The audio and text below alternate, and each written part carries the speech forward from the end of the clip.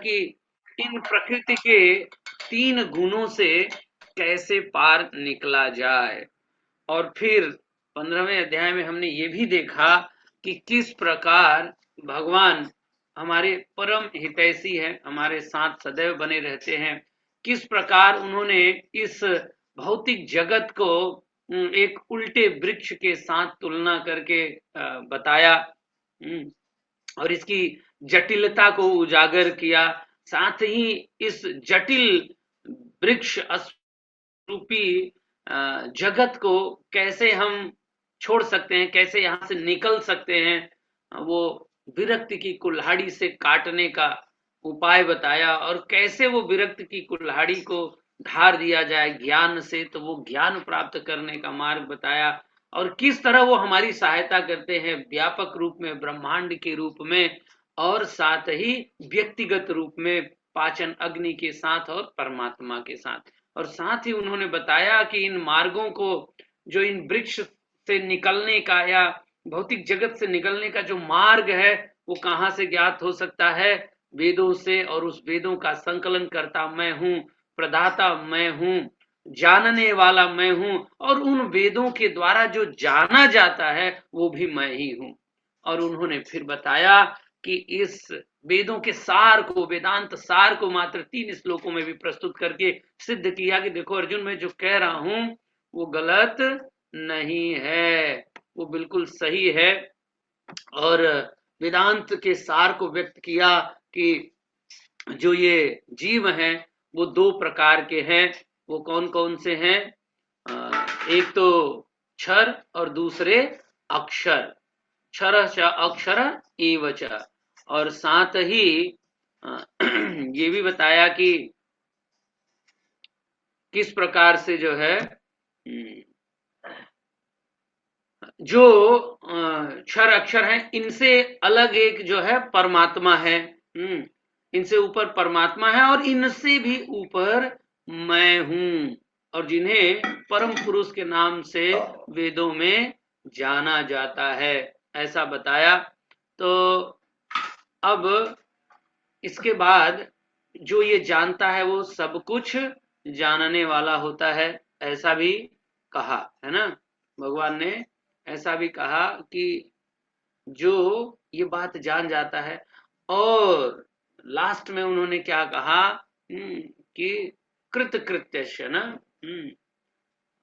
बुद्धिमान होता है, और साथ ही क्या होता है? वो कृत कृत्यस्य, उसके सारे प्रयास पूर्ण होते हैं। इस प्रकार हमने जाना। तो ये 15 अध्याय बताने के बाद फिर हम लोग आज 16, 17 और 18 अध्याय का अध्ययन करेंगे। ये संक्षेप में हमने थोड़ा सा रिवाइज कराया। देखिए कितनी महत्वपूर्ण बातें। अच्छा सोचिए क्या हो अगर ये ज्ञान ना होता, तो हम लोग क्या भगवत गीता के जो सार, या जिसको अभी हमने सुना कि बीच में भक्ति योग है, उस भक्ति योग को क्या आसानी से या पूरी दृढ़ता के साथ, श्रद्धा के साथ स्वीकार कर पाते? क्योंकि ये सब जानने के बाद, भगवान की महिमा को सुनने के बाद, इस दिव्य ज्ञान को जानने के बाद हमें निश्चित भगवान के प्रति जो हमारी श्रद्धा है वो प्रगाढ़ होती है, हमारा विश्वास वैज्ञानिक होता है। तो इसलिए हमें ये ज्ञान बहुत आवश्यक है, अन्यथा हम भक्ति को सही ढंग से अपने जीवन में पालन नहीं करेंगे। थोड़े समय के लिए हो सकता है, भावुकता बस हो सकता है चले, लेकिन उसमें स्थायित्व की प्राप्ति नहीं हो पाएगी। इसलिए ये ज्ञान बहुत जरूरी है। तो इससे आगे बढ़े हम लोग, अब आज के सत्र को प्रारंभ करें। उससे पहले आइए गुरु गौरांग से हम लोग प्रार्थना करते हैं। ओम ज्ञानतिमिरान्धस्य ज्ञानाञ्जनशलाकया चक्षुरुन्मीलितं येन तस्मै श्रीगुरवे नमः। श्रीचैतन्यमनोभीष्टं स्थापितं येन भूतले स्वयं रूपः कदा मह्यं ददाति स्वपदान्तिकं।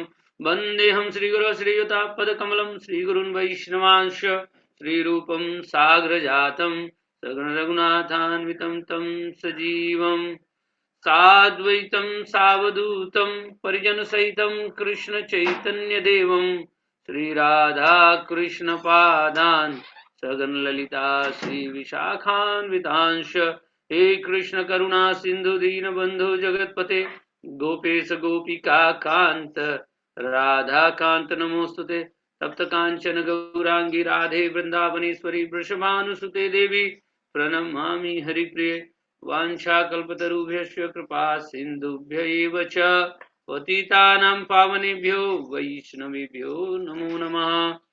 नमो विष्णुपादाय कृष्णपृष्ठाय भूतले श्रीमते भक्तिवेदांत स्वामिनिति नामिने नमस्ते सारस्वते देवे गौरवाणी प्रचारिणे निर्विशेष शून्यवादी पाश्चात्य देश तारिणे जय श्री कृष्ण चैतन्य प्रभु नित्यानंद श्री अद्वैत गदाधर श्रीवासादि गौर भक्त वृंद हरे कृष्ण कृष्ण कृष्ण हरे हरे हरे राम राम राम हरे हरे। ओम नमो भगवते वासुदेवाय ओम नमो भगवते वासुदेवाय ओम नमो भगवते वासुदेवाय। हरे कृष्णा। सो स्क्रीन पर आप लोगों को सही से दिख रहा है या कुछ डिस्टरबेंस है? कोई रेक्टेंगल सा बना हुआ आ रहा है क्या? I hope. धाम स्वरूप प्रभु, इज इट ओके? हाँ प्रभु जी सब ओके है, मेरे को भी सब ठीक है, ठीक लग रहा है। Good good. Okay, let's move ahead. तो हम लोगों ने समरी तो देख लिया। अब भगवान जब बताते हैं कि जस्ट मिनट,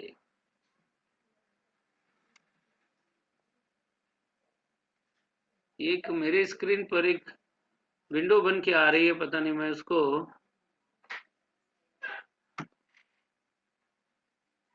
दोबारा से शेयर करता हूँ। क्या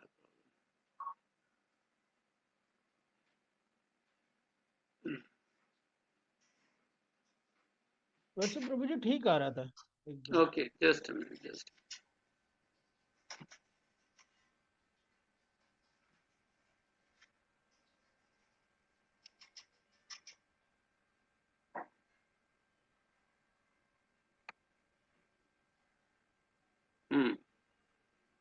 ओके,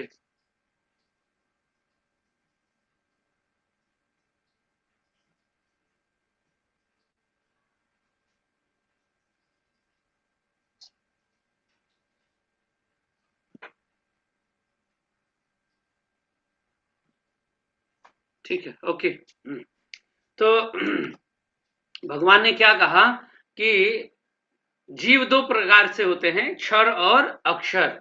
तो हम देखते हैं कि जो क्षर जीव हैं, जिनका पतनशील है जो, तो वो क्या है निश्चित दो प्रकार के जीव होते हैं ना। तो एक क्षर और एक अक्षर, अर्थात जो क्षर हैं वो क्या है, पतनशील है, उन्होंने वो भौतिक जगत में आते हैं और प्रकृति के तीन गुणों के अधीन होते हैं, और अक्षर सदैव प्रकृति के तीन गुणों से बाहर रहते हैं। तो जो अब वर्तमान समय में हम देखते हैं अपने चारों तरफ, दो प्रकार के लोग हमें दिखते हैं इस भौतिक जगत में। जो आ गए, जो बद्ध जीव हैं, उनमें भी जो पतनशील जीव हैं वो भी दो प्रकार के लोग हैं। नंबर वन, एक है नियम का पालन करने वाले और दूसरे नियम को तोड़ने वाले। हम अपने आसपास भी देख सकते हैं। तो जिस प्रकार एक वृक्ष में क्या होते हैं, हम देखते हैं कि कभी कभी एक मतलब दो प्रकार के फल प्राप्त होते हैं, एक अच्छे होते हैं और एक बुरे होते हैं, कुछ मीठे होते हैं और कुछ थोड़े कड़वे होते हैं।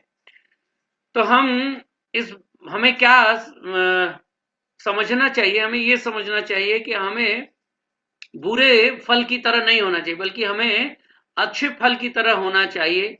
और जो भी व्यक्ति उस हमारे छाया में आता है या हमारे संसर्ग में या संपर्क में आता है, तो क्या करना चाहिए, उसे अच्छे फल अर्थात सद्गुण के मीठे फल उन्हें देने चाहिए। तो हमारा जीवन कैसे होना चाहिए, एक वृक्ष के समान, और सद्गुण उस वृक्ष के मीठे फल के समान है। जो भी हमारे जीवन के वृक्ष की छाया में आता है, चाहे थोड़े ही समय के लिए क्यों ना हो, हमें क्या करना चाहिए, उसे सद्गुण रूपी मीठे फल ही देने चाहिए। तो इसी से अर्जुन यहाँ पर अर्जुन को यहाँ पर भगवान बताते हैं कि देखिए वास्तव में दो प्रकार के संपत्ति हैं, या कह लीजिए यहाँ पर गुणों को भगवान ने संपत्ति के रूप में बताया है। तो एक जो अच्छे गुण हैं उनको दैवी संपत्ति कहा और जो बुरे गुण हैं उनको आसुरी संपत्ति कहा है। तो इस श्लोक में, इस अध्याय का शुरुआत करते हुए भगवान 9 गुणों की व्याख्या करते हैं। क्या कहते हैं? अभयम सत्व संशुद्धि, ज्ञान योग व्यवस्थिति, दानम दमश्च यज्ञश्च, स्वाध्याय तप आर्जवम, निर्भयता, आत्मशुद्धि, आध्यात्मिक ज्ञान का अनुशीलन, दान, आत्म संयम, यज्ञ परायणता, वेदाध्ययन, तपस्या और सरलता। तो ये कुछ गुणों का यहाँ पर भगवान वर्णन करते हैं। और इतना ही नहीं है, इसको आप देखेंगे कुल भगवान लगभग 26 गुणों का वर्णन करते हैं।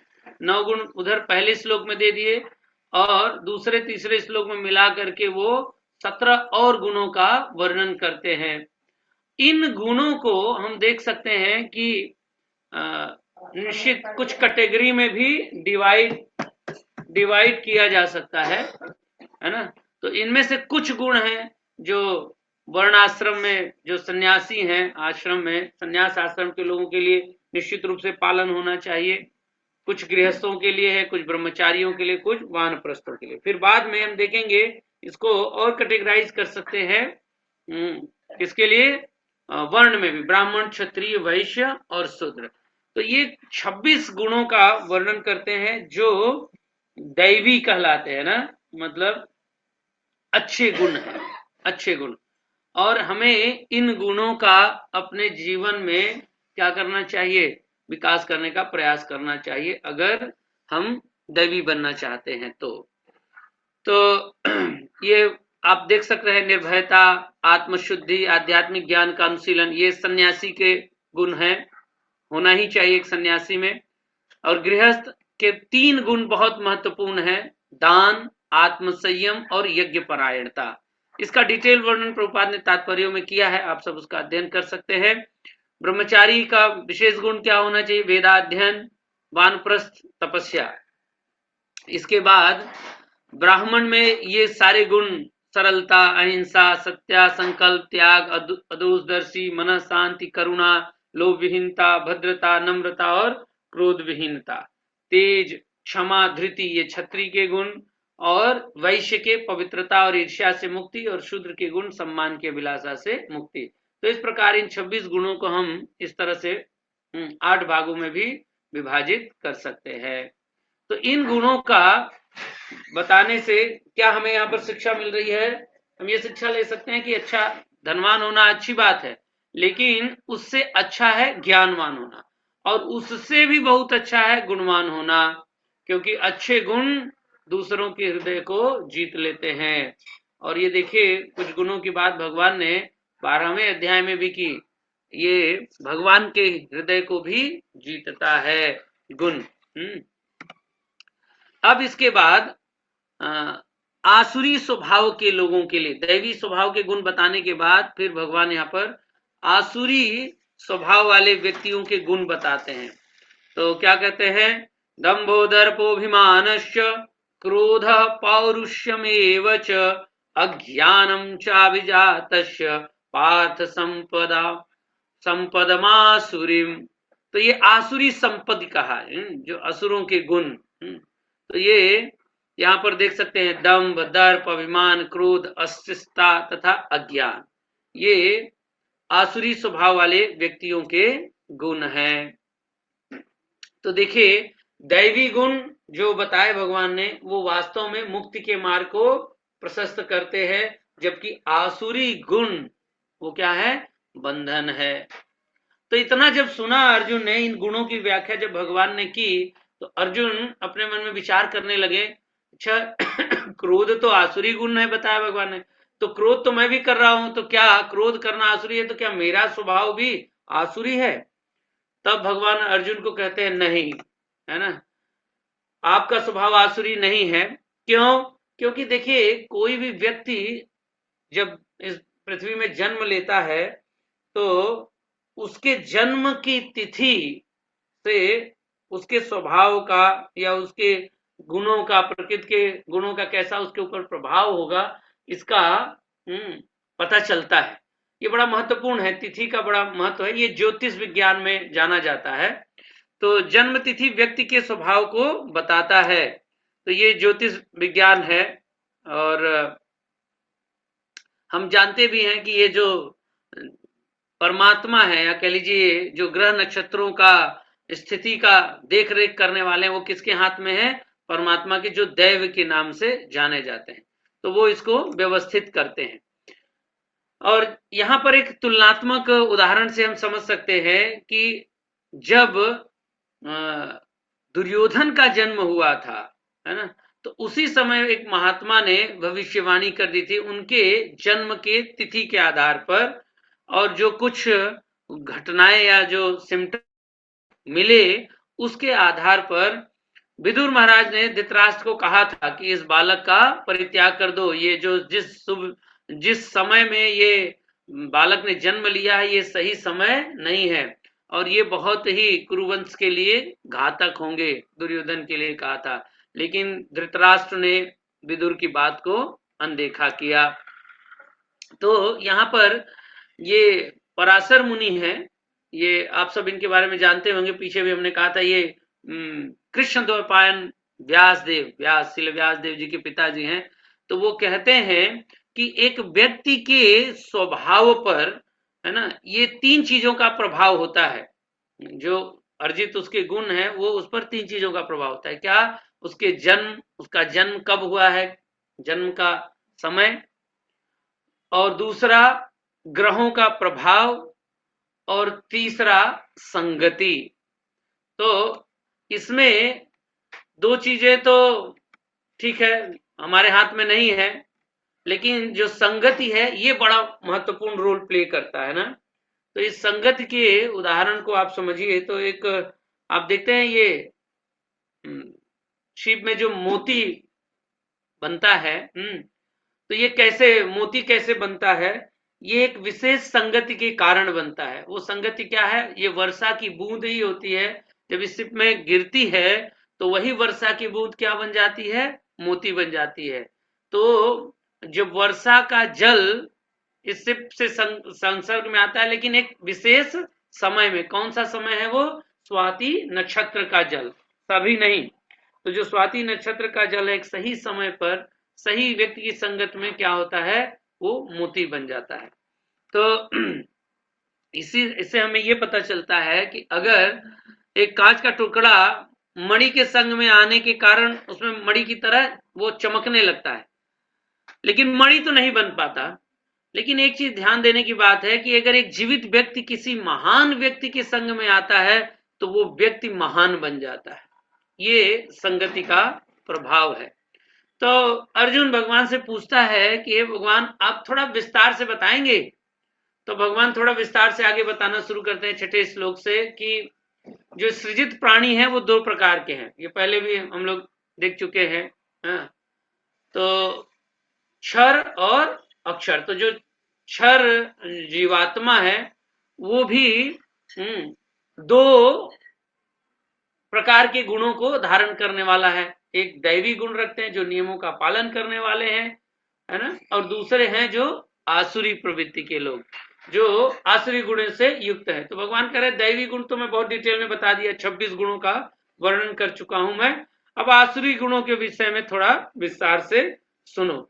तो भगवान ये कहते हैं कि जो आसुरी प्रवृत्ति के लोग होते हैं, आसुरी गुणों से युक्त व्यक्ति होता है, वो ये नहीं जानते कि क्या करना है और क्या नहीं। प्रवृत्तिम च निवृत्तिम च जनान। तो वो नहीं जानते क्या धर्म है और क्या अधर्म है। तो ये आप देख सकते हैं, एक तरफ युधिष्ठिर महाराज या अर्जुन या पांडव और दूसरी तरफ दुर्योधन। तो ये एक तुलना से हम समझ सकते हैं, हम सभी जानते हैं, है ना। तो पांडव हमेशा धर्म के मार्ग का अनुशीलन किए, उन्हें स्पष्ट था कि क्या उचित है क्या अनुचित है। लेकिन दुर्योधन जो करता है उसी को क्या मानता है? उचित है, उसे कभी कोई दिक्कत ही नहीं। वो जो करते हैं वही उचित मानते हैं, उन्हें अनुचित तो समझ में नहीं आता। तो और आगे क्या कहते हैं कि इन लोगों में पवित्रता का ज्ञान नहीं होता, उचित आचरण का अभाव होता है और सत्यता का अभाव होता है। और साथ ही वे कहते हैं कि ये जगत मिथ्या है, इसका कोई आधार नहीं है, कोई और कोई ईश्वर नहीं है। और आप देख सकते हैं कि ये बहुत सारी पुस्तकें हैं जो ये स्थापित करने के लिए हैं कि जगत में ईश्वर नाम की कोई चीज नहीं है, यानी नास्तिकता की प्रकृति को धारण करने वाले होते हैं। ये आसुरी गुण है ना। तो और वो अब अर्जुन यहाँ पर प्रश्न पूछते हैं कि यदि वे ऐसा सोचते हैं तो वे पाप कर्म करने के लिए या पाप कर्म करने से नहीं डरते होंगे। भगवान कहते हैं यस, बिल्कुल वो नहीं डरते, वे आत्मज्ञान को खो चुके हैं और इसी कारण वे अनुपयोगी एवं भयावह कार्य करते हैं जिससे संसार का विनाश हो। हम देख सकते हैं ऐसे लोग नाना प्रकार की योजनाओं में संलग्न रहते हैं और निश्चित वो समाज के लिए और देश के लिए हितकारी नहीं होता। तो अब अर्जुन प्रश्न पूछ रहा है कि अच्छा ऐसा करने की प्रेरणा उन्हें कहां से मिलती है।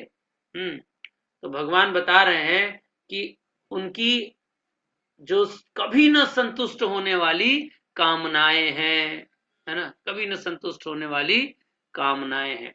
और डिटेल में फिर आगे के श्लोक में भगवान बताते हैं कि ऐसे व्यक्ति का उनका प्रकृति कैसा प्रवृत्ति कैसा होता है, आचरण कैसा होता है, मनोभाव कैसा होता है, उनका व्यवसाय क्या होता है और वो धन कमाने पर क्या सोच रखते हैं, है ना। ये आगे के 10, 11, 12, 13 और 13 से 15 इतने श्लोकों में इन सब बातों की डिटेल चर्चा भगवान करते हैं। थोड़ा संक्षेप में इसको देख लेते हैं। तो 10वें श्लोक में बताते हैं कि उनकी प्रवृत्ति क्या होती है। जो आसुरी प्रवृत्ति को धारण करने वाले होते हैं उनकी प्रवृत्ति होती है कि वो क्षण भंगुर के प्रति आकृष्ट रहते हैं और उनका जो आचरण होता है वो अपवित्र होता है। मनोदशा क्या होती है उनकी, मनोभाव क्या होता है, खाओ पियो मौज करो, इंद्रियों को बस तृप्त करो, ऋणम कृत्वा घृतम पिबे यावत जीवत सुखम जीवेत भस्मीभूतस्य देहस्य कुतः पुनरागमन भवेत। अरे कौन जानता है, बस केवल इंद्रिय तृप्ति करो, ये उनका मनोभाव होता है। और व्यवसाय बिल्कुल अवैध ढंग से धन संग्रह करते हैं, इस तरह का व्यवसाय उनका रहता है। और धन कमाने के पर उनका सोच कैसा होता है कि अभी तो हमने धन कमाया है, अब ऐसी ऐसी योजनाएं वो बनाते हैं कि जिससे कि अधिक से अधिक धन को कमाया जा सके। तो वो इस तरह का उनका प्रयास रहता है। तो अब अर्जुन प्रश्न पूछता है कि भगवान अगर अवैध कार्य करने पर उन्हें पश्चाताप नहीं होता क्या? अगर वो अवैध ढंग से धन संग्रह कर रहे हैं, व्यवसाय कर रहे हैं और धन कमाने की नाना प्रकार की और योजनाओं में भी संलग्न है, तो क्या उनको पश्चाताप नहीं होता? तो भगवान कहते हैं बिल्कुल नहीं। अगर पश्चाताप ही होगा तो फिर ये बेचारे ऐसे कर कैसे पाएंगे। तो वो अपने आप को हमेशा क्या मानते हैं, ऑलवेज राइट, कि मैं बिल्कुल सही हूं। तो अर्जुन कहते हैं ओ तो उन्हें अनेक प्रकार की चिंताएं भी सताती होंगी। तो भगवान कहते हैं हाँ, वो सदैव उद्विग्न रहते हैं। तो ऐसे लोग कभी शांत नहीं होते, वो चिंताओं के द्वारा उद्विग्न बने रहते हैं। उन्हें भय रहता है, अरे कहीं हमारे धन का नुकसान तो नहीं हो जाएगा, कहीं कोई हमारा नुकसान न हो जाए, या कोई छीन न जाए, चोरी न हो जाए, या दुनिया भर की आशंकाएं उन्हें सताती रहती हैं। तो इस प्रकार से वो शांति को प्राप्त नहीं करते, वो चिंताओं से सदैव ग्रस्त रहते हैं। पहले तो योजनाओं में बनाने में, कमाने में, फिर उसके संरक्षण में कि किस तरह से वो, और साथ ही उसके व्यय करने की, ये सब की चिंता उन्हें लगी रहती है। तो अर्जुन कहता है अच्छा उनकी गति क्या होती है फिर ऐसा? तो भगवान कहते हैं कि वो नरक में गिरते हैं, घोर कष्ट और दंड का स्थान जो है नरक, उसका उन्हें भोग करना पड़ता है। तो अर्जुन कह रहा है कि लेकिन हम तो देखते हैं कि ऐसे लोग कभी कभी यज्ञ इत्यादि धार्मिक कार्य भी करते हैं। तो भगवान कहते हैं बस दिखावा। और वो किसी विधि विधान का पालन नहीं करते, अपने मनमानी ढंग से कार्य करते हैं। जो भी यज्ञ आदि इस तरह के अनुष्ठान धार्मिक लगता है बाह्य दृष्टि से, वो कोई विधि विधानों के तहत नहीं करते, अपने हिसाब से अपने मनमाने ढंग से वो उसको करते हैं और दिखाने के लिए समाज में, देखो मैं भी बहुत धार्मिक हूं। लेकिन ऐसा उनका भाव रहता नहीं। तो अर्जुन कहते हैं कि अच्छा उनका परिणाम क्या होगा? तो भगवान कहते हैं कि उससे उसका परिणाम ये होता है कि वो वास्तविक धर्म या जो धार्मिक व्यक्ति है उनकी निंदा करते हैं, उनसे ईर्ष्या करते हैं, साथ ही साथ वो भगवान के प्रति भी समर्पित नहीं होते, भगवान से भी उनकी ईर्ष्या होती है, भगवान से भी वो ईर्ष्या करते हैं। ईर्ष्यालु प्रवृत्ति के लोग होते हैं ये, है ना। तो यहां से हमें क्या शिक्षा मिलती है कि अगर कोई कितना ऊपर उठ सकता है उसकी भी सीमा नहीं है, और कोई कितना नीचे गिर सकता है उसकी भी सीमा नहीं है। ये दो दिशाएं हमेशा खुली रहती है। अब चुनाव हमारा है कि हम किन गुणों की खेती करना चाहते हैं और किधर प्रगति करना चाहते हैं। क्या हम आसुरी संपदा को पोषित करना चाहते हैं या दैवी संपदा की? तो आप देखिए, दैवी या देवता वही होते हैं जो दैवी संपदा से युक्त होते हैं, गुणों से युक्त होते हैं। वो सदैव भगवान के आज्ञाकारी होते हैं, नियमों का पालन करने वाले होते हैं। और असुर उसके जस्ट विपरीत होते हैं। तो जो भगवान के सुर से सुर मिला लें वो सुर हो गए, और जो सुर नहीं मिलाए वो असुर हो गए, है ना। तो अब एक बड़ा महत्वपूर्ण प्रश्न है जिसका उत्तर आप लोग जानना चाहेंगे कि अगर भगवान अच्छे हैं और हम सब उनके बच्चे हैं तो इस दुनिया में बुराई क्यों है? ठीक है, तो जैसे आप लोग ये देख रहे हैं ना, ये सूर्य है और साथ में उनके सामने एक स्तंभ है। तो वो स्तंभ क्या कर रहा है? सूर्य के प्रकाश को आच्छादित कर रहा है, जिसके कारण से छाया है। तो इस छाया के जिम्मेदार सूर्य नहीं है, सूर्य तो अपना प्रकाश दे ही रहे हैं। तो ये उनके सामने स्तंभ है जिसकी वजह से वो छाया है। तो सूर्य अच्छाई की तरह है और बुराई ये परछाई की तरफ है। तो जो अच्छाई की जो अनुपस्थिति है वही बुराई है। तो वो अनुपस्थिति क्यों है? तो वो देखिए हमारी है।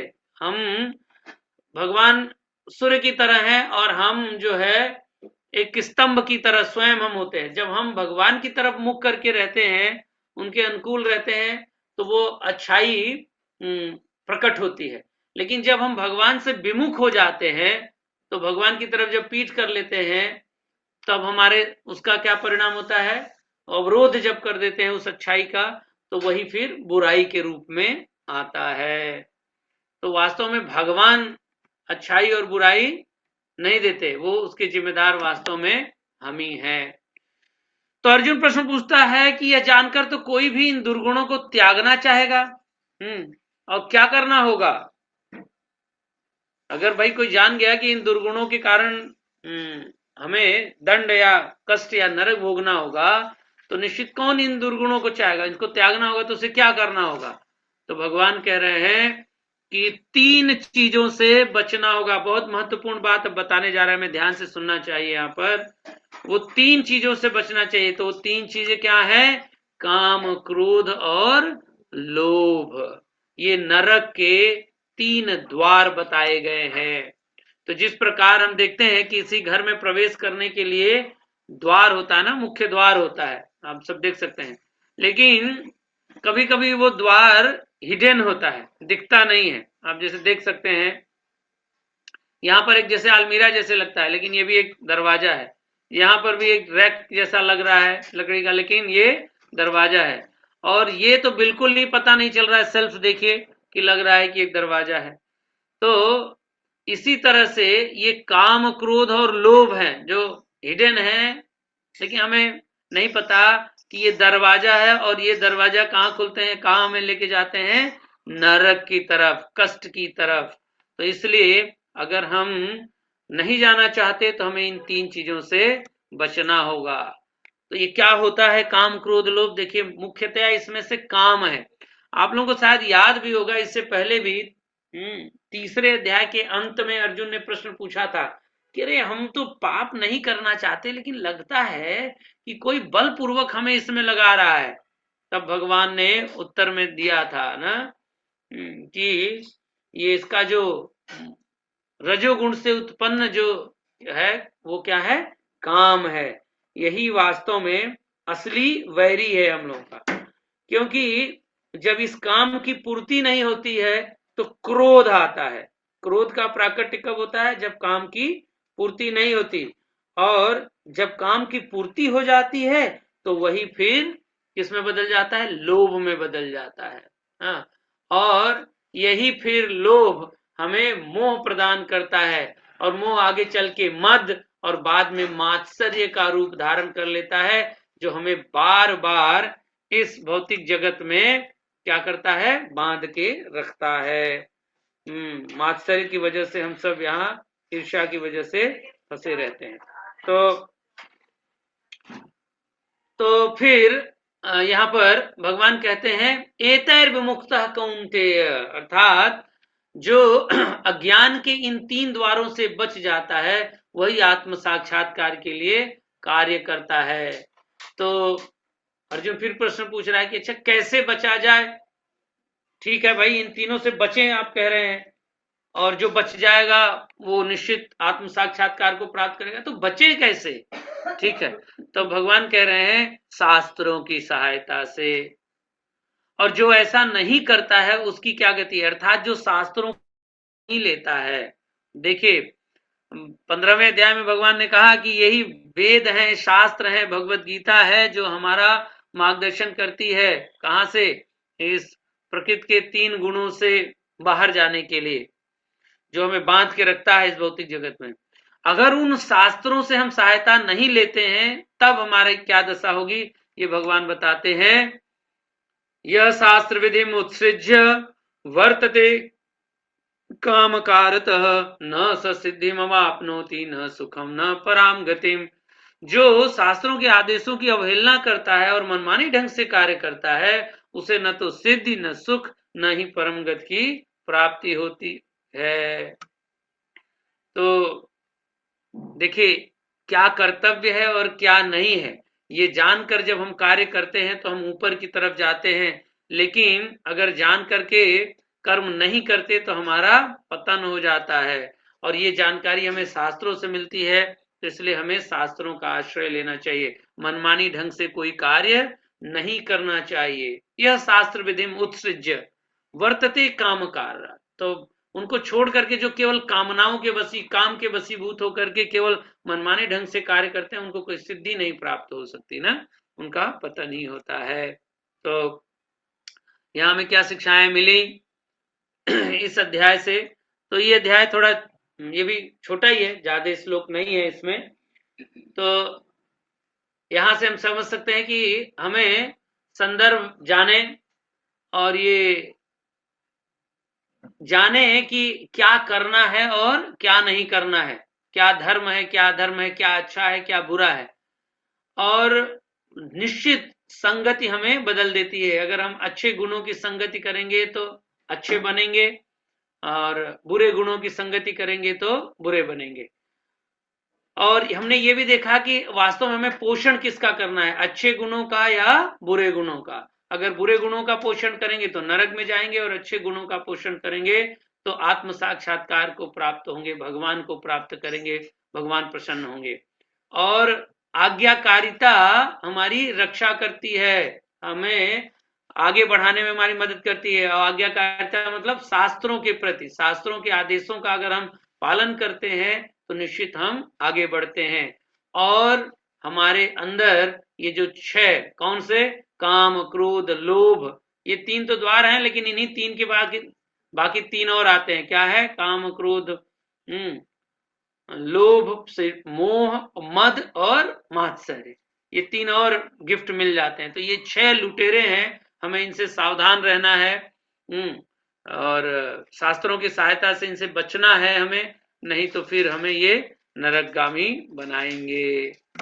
तो एक देखिए 24 श्लोक मात्र इस अध्याय में है, और हमने देखा कि पहले से तीसरे श्लोक तक भगवान ने दिव्य दैवी गुणों का वर्णन किया, 4 से 9 आसुरी गुणों का वर्णन किया, और 10 से लेकर 20 तक आसुरी स्वभाव के लोगों के कार्य बताए, और 21 से लेकर 24 श्लोक के बीच में शास्त्रों के प्रति आज्ञाकारिता का वर्णन किया। तो इस प्रकार से ये अध्याय कंप्लीट होता है। अब इसके आगे आप देखेंगे, जब दो प्रकार के आसुरी और दैवीय स्वभाव या गुणों का वर्णन भगवान ने कर लिया, तो फिर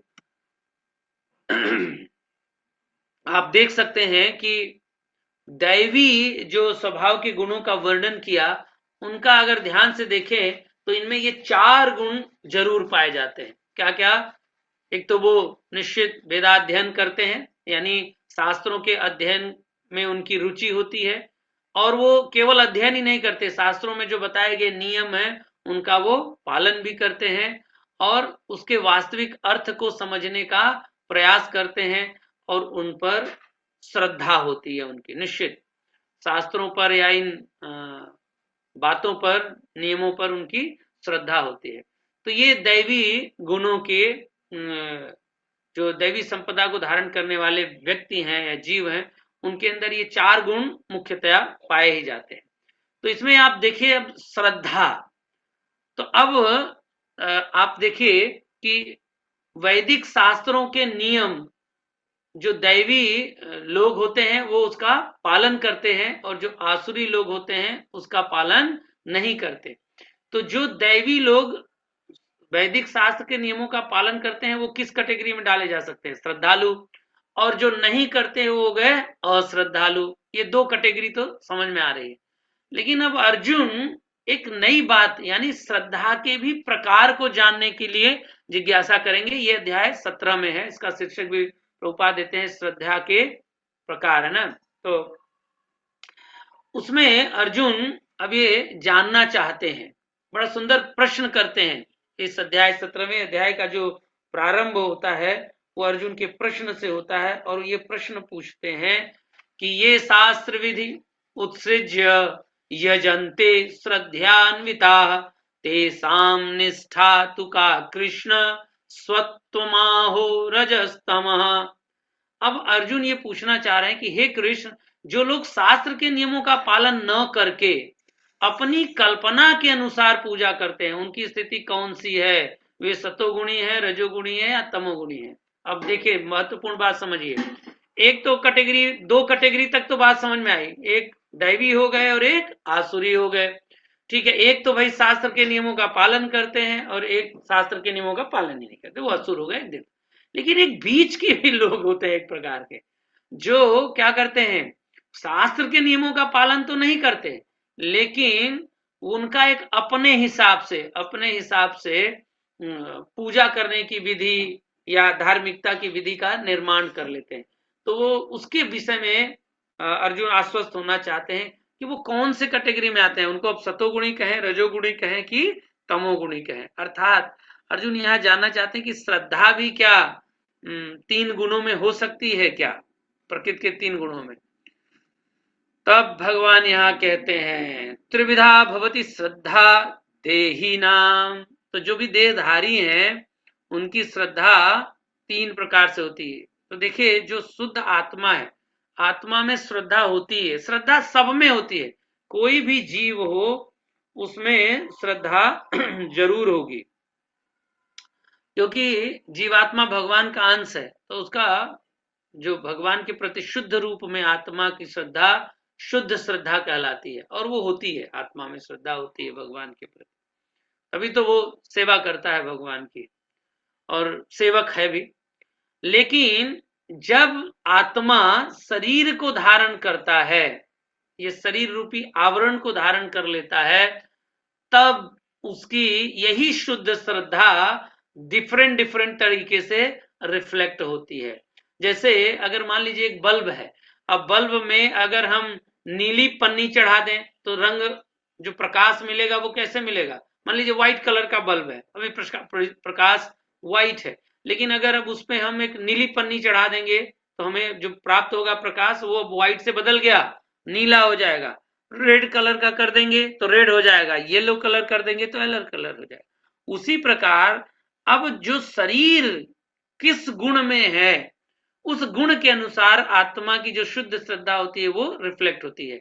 अगर वो शरीर जो प्राप्त किया प्रकृति के 3 गुणों के माध्यम से और उसमें सतोगुण की प्रधानता है, तो उसकी जो श्रद्धा है वो कैसी होगी, सतोगुणी श्रद्धा होगी।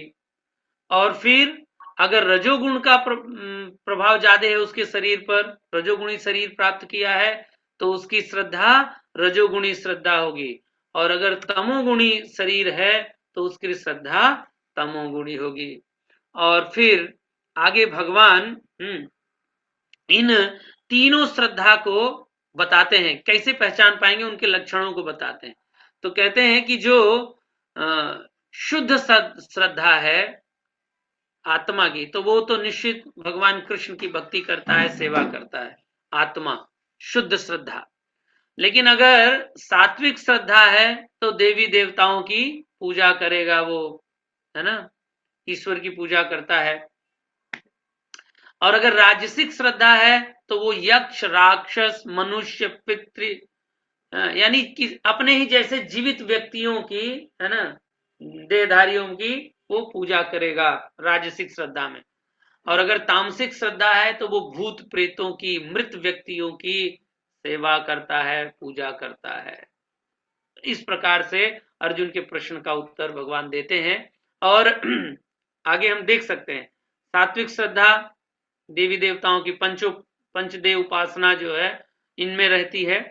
लेकिन जो राजसिक श्रद्धा होती है वो इस प्रकार अपने ही जैसे जीवित व्यक्तियों की पूजा करते हैं। किसी को चाहे कोई सचिन तेंदुलकर की पूजा करता है, कोई माइकल जैक्सन की भी पूजा करता है इत्यादि। इस तरह से जीवित व्यक्तियों की सेवा करते हैं वो।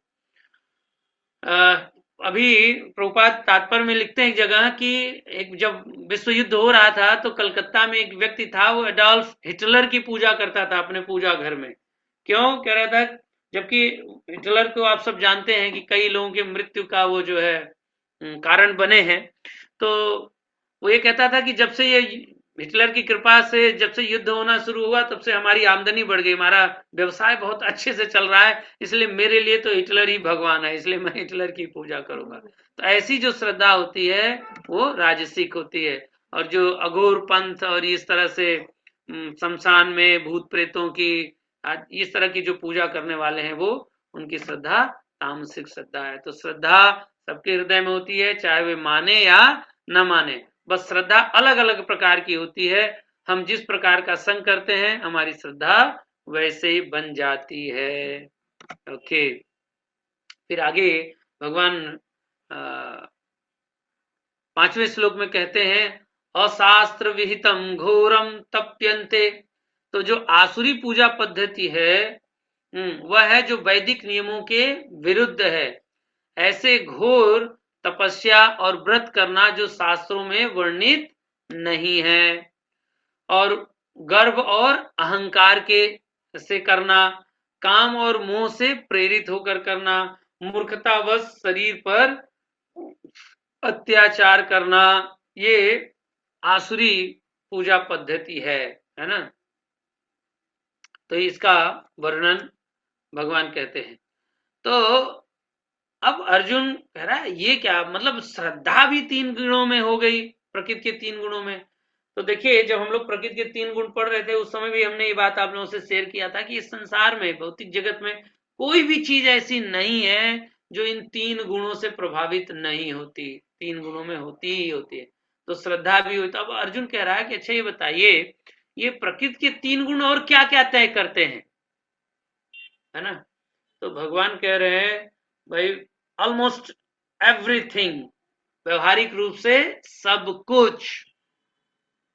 अब जैसे सब कुछ में क्या उदाहरण, भोजन, यज्ञ, तप, दान, ये सब कुछ प्रकृति के 3 गुणों के अधीन आता है या प्रकृति के 3 गुणों के अनुसार होती है। तो जो इसको फिर डिटेल में आगे भगवान बताते हैं। अर्जुन पहले पूछते हैं कि क्या उन्हें जानकर हम अंदाजा लगा सकते हैं कि कौन सा गुण किस पर हावी है? यस। तो अर्थात जैसे भोजन को भी अगर प्रकृति के 3 गुण प्रभावित करते हैं, यज्ञ को भी, तप को भी और दान को भी, तो क्या मतलब है कि अगर हमें ये पता है कि किसी व्यक्ति का भोजन कौन से गुण से प्रभावित है, कैसा भोजन कर रहा है, कैसा यज्ञ कर रहा है, कैसा तप कर रहा है, कैसा दान कर रहा है, तो आप उस व्यक्ति को कैटेगराइज कर सकते हो कि किस गुण में है, सतोगुणी है, रजोगुणी है या तमोगुणी है। तो आप देखिए भगवान यहाँ पर आगे फिर बताते हैं कि जो सत्व गुण में और रजोगुण और तमोगुण में जो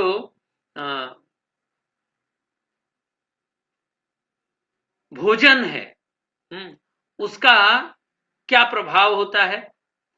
तो जो सतोगुणी भोजन होता है, भोजन से शुरुआत करते हैं, तो भोजन जो अगर जो सतोगुणी होता है तो वो क्या करता है, आयु को बढ़ाने वाला होता है और जीवन को शुद्ध करता है, बल, सेहत, सुख तथा संतुष्टि प्रदान करता है। जबकि रजोगुणी भोजन का जो प्रभाव होता है वो क्या होता है, वो कष्ट को बढ़ाता है, दुखों को बढ़ाता है और रोग उत्पन्न करता है।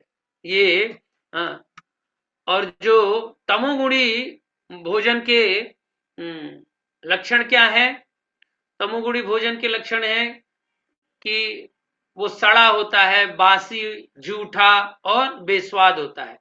रजोगुणी भोजन क्या होता है, वो बहुत कड़वा होता है, खट्टा, नमकीन, बहुत गरम, चटपटा, शुष्क और जलाने वाला होता है। जबकि सत्वगुण का जो भोजन होता है उसका कैसे लक्षण है, कैसे कहेंगे कि कौन सा भोजन सत्वगुणी है, तो वो रसमय होता है, स्निग्ध, स्वादप्रद, हृदय को भाने वाला। तो इस तरह से भोजन के लक्षण और प्रभाव को आपने देखा। तो अगर ध्यान से देखें तो जब भोजन की बात कर रहे हैं तो जो सतोगुणी भोजन होता है, एक ये क्रिया जिससे हम भोजन को कैटेगराइज कर सकते हैं तीनों गुणों में। तो जो सतोगुणी भोजन होता है वो प्राय प्राकृतिक होता है और मिनिमम हिंसा के द्वारा प्राप्त किया जा सकता है और स्वादिष्ट होता है, स्वस्थ को प्रदान करने वाला होता है, आरोग्य को प्रदान करने वाला होता है। लेकिन जो राजसिक भोजन होता है उसमें थोड़ा हिंसा कंपैरेटिवली ज्यादा इन्वॉल्व होता है और वो थोड़ा सेल्फ मेड होता है या मैन मेड होता है, प्राकृतिक नहीं होता। और बाद में प्रभाव और उसके लक्षण तो आप लोग जान ही चुके हैं, वो कष्टकारी होता है प्रभाव उसका, रोग को बढ़ाता है रजोगुणी भोजन। और जो तमोगुणी भोजन होता है वो अत्यधिक हिंसा पर या वो हिंसा के द्वारा प्राप्त किया जाता है। तो इस तरह से एक अंदाजा हम लगा सकते हैं। तो देखिए हम जैसा अन्न खाते हैं वैसा ही हमारा मन होता है। तो जैसा अन्न वैसा मन, न केवल हमारा शरीर बल्कि हमारा मन भी हमारे भोजन द्वारा बनता है या बिगड़ता है। सात्विक आहार शरीर, मन, स्मृति और बुद्धि तक का पोषण एवं शुद्धता प्रदान करता है। तो अभी भोजन के बारे में देखा हमने। इसी प्रकार से यज्ञ, तप और दान भी, इसको तीनों कैटेगरी में डिवाइड किया है भगवान ने। तो यज्ञ जो सतोगुणी यज्ञ कब कहलाएगा, यज्ञ सतोगुण में कब कहलाएगा, जब वो शास्त्र के निर्देशानुसार होता है। जबकि रजोगुणी वो भी शास्त्र के निर्देशानुसार ही होता है, लेकिन तमोगुणी अवहेलना होती है। तो तमोगुणी शास्त्रों के नियमों के विरुद्ध होता है, न तो प्रसाद का वितरण होता है, न वैदिक मंत्रों का उच्चारण होता है, न पुरोहितों को दक्षिणा दी जाती है, न तो उसमें श्रद्धा होती है। जबकि सतोगुणी और रजोगुणी यज्ञ में ये इसका उल्टा ही होता है। तो आप समझ सकते हैं उसमें प्रसाद का वितरण होता है, शास्त्र सम्मत होता है, वैदिक मंत्र का उच्चारण होता है, पुरोहितों को दक्षिणा भी दी जाती है और श्रद्धा भी होती है। लेकिन भावना का अंतर है, ध्यान दीजिएगा, सतोगुणी और रजोगुणी यज्ञ में। तो जो भाव होता है सतोगुणी यज्ञ के पीछे, वो यज्ञ कर्तव्य बोध के द्वारा किया जाता है, कर्तव्य समझ के किया जाता है। लेकिन जो रजोगुणी यज्ञ होते हैं वो गर्ववश किए जाते हैं, कहीं ना कहीं उसमें थोड़ा दिखावा भी रहता है कि देखो मैं बहुत यज्ञ परायण हूं, तो थोड़ा गर्व होता है उसमें। और उद्देश्य क्या होता है सतोगुणी यज्ञ का, उसमें फल की इच्छा नहीं होती है, लेकिन रजोगुणी यज्ञ में भौतिक लाभ की कामना छिपी होती है। तो ये यज्ञ को 3 कैटेगरी में बांटते हैं। तो ये यज्ञ केवल ऐसा नहीं समझिएगा कि यज्ञ केवल अग्निहोत्र यज्ञ ही यज्ञ होते हैं, और भी कार्यों को यज्ञ के रूप में देखा जा सकता है। जैसे हम भगवान के नाम का जप करते हैं, ये भी यज्ञ है, जप यज्ञ ना, जप यज्ञ है। ये शास्त्रों का अध्ययन भी एक प्रकार का यज्ञ है। तो इस तरह से कोई भी कार्य जो अध्यात्म से हमें जोड़ती है उसको यज्ञ के रूप में हम स्वीकार कर सकते हैं।